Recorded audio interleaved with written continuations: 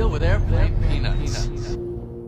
The upcoming butterfly effect of Bert Kreischer's new movie, The Machine, may be a lot more significant than anyone quite understands leading up to the premiere, including Bert. Stand-up comedians starring in box office movies is obviously not new. From Jim Carrey's insane stretch of classics in the early 90s, Kevin Hart's recent run of huge comedy films, or even Andrew Schultz's appearance in the remake of White Men Can't Jump, plenty of comedians have been hired to act on the big screen. But never before has a studio taken quite as large of a chance on a comic like Sony is right now on Bert Kreischer and his new movie, The Machine. The story that was made famous 12 years ago as the closing joke in Bert's act and has been performed in front of audiences all around the world is now just 2 days away from being released in movie form. It took Sony nearly 2 years and $35 million to create Bert's movie, so it's safe to assume they're more than fully invested in making sure that The Machine is a box office hit. But despite everything at risk, leading up to the premiere, all of these Hollywood execs were still willing to give Bert Kreischer total creative control. So you can get your tickets. That's very cool, man. I'm excited for it. I really want to, I haven't seen it. I think you'll like it. I think you'll be distracted because you're gonna go.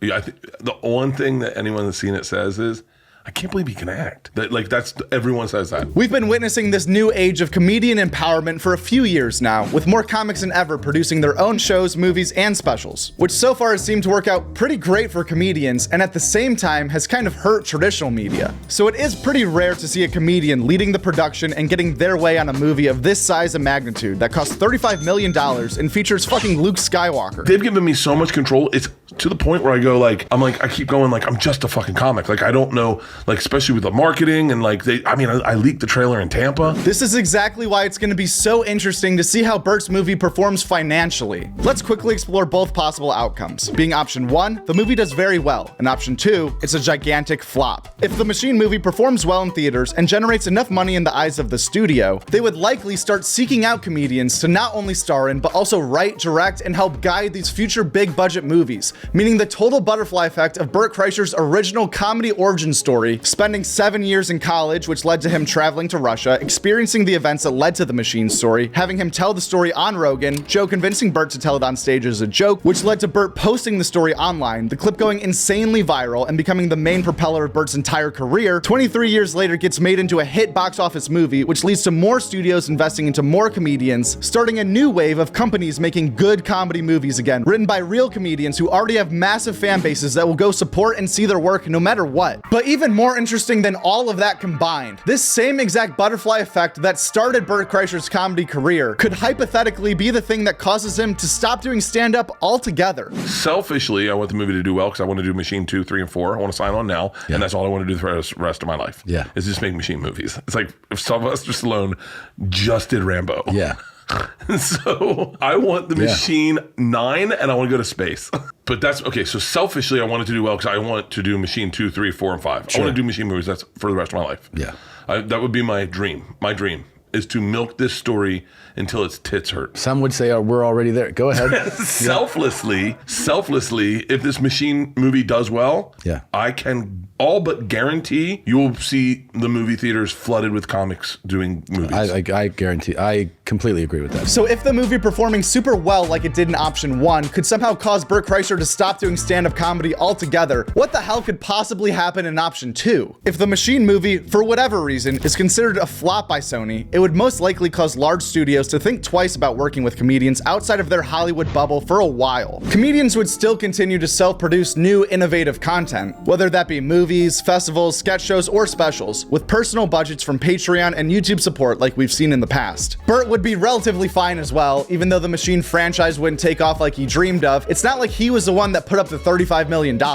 Plus, if we're being honest, Bert has enough diehard fans, and this story's got enough tread left on its tires for me to assume that the Machine will do big numbers in theaters this Thursday.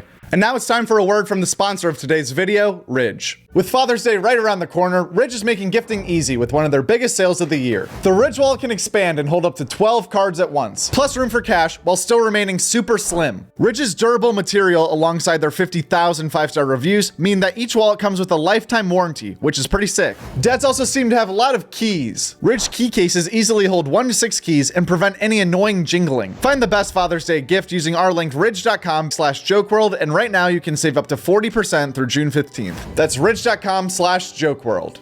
Guest spots from last week. Your Mom's House had on Josh Potter. Two Bears, One Cave was Bert and Kevin Smith. Kill Tony this week was with Pauly Shore and Eric Griffin. We Might Be Drunk had on Rachel Feinstein. Dove David Off was a guest on Chrissy Chaos. The Giannis Pappas Hour had on Jay Larson. Whiskey Ginger talked with Courtney Wayne. And Danny McBride was on Matt and Shane's Secret Podcast. It's my kids. I'm just like, if you don't do this, I'm gonna throw your stuff all in the trash. I'll do it now. I'll do it. I'll take a Kindle and put it on top of the trash gently and be like, it's done. Don't ask for it. Throw away books.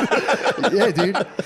That's the only thing to listen to. You take their stuff and you're like, Kindle is like, all right, good. Keep reading. Yeah, well, no, they're using it as a fucking iPad. Yeah. Oh, okay. I like my move is like I just will like change my tone real fast and start counting, and then they're just like don't even know what's at stake. They just start flipping out. That's enough. 1, 2, and then everyone's just kind of like, oh, is the game begun? What the fuck are we gotta do right now? It's the only thing to hear. Countdown as a kid is terrifying. You're like, what's at the end of this? What do I need to do to stop the clock? There's a lot going on, dude. Yeah, the lights go off in the classroom. That always got me kind of like, oh shit. This lady's not fucking around. What else is up?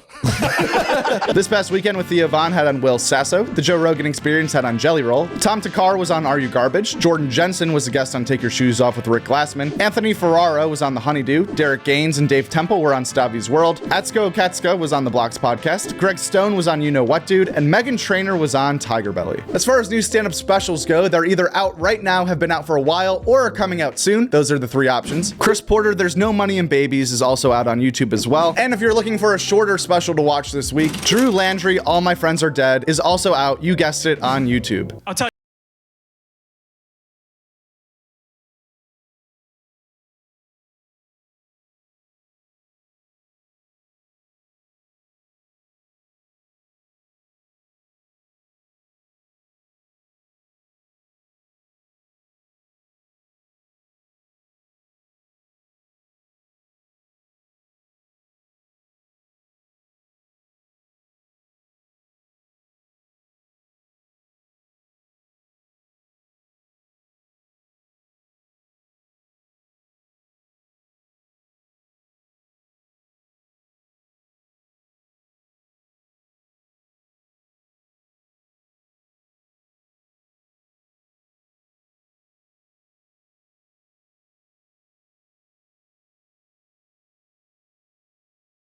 We're on the topic of quality stand-up comedy videos on YouTube. We posted a half-hour crowd work compilation a few days ago that has some really funny moments and features over 20 comedians, so give that a shot if you're bored later this week. And keep your eyes out for some more Joke World videos coming up in the next few days. You might as well subscribe and turn on the post notifications if I'm being honest, but that's up to you. No pressure. Thank you for watching.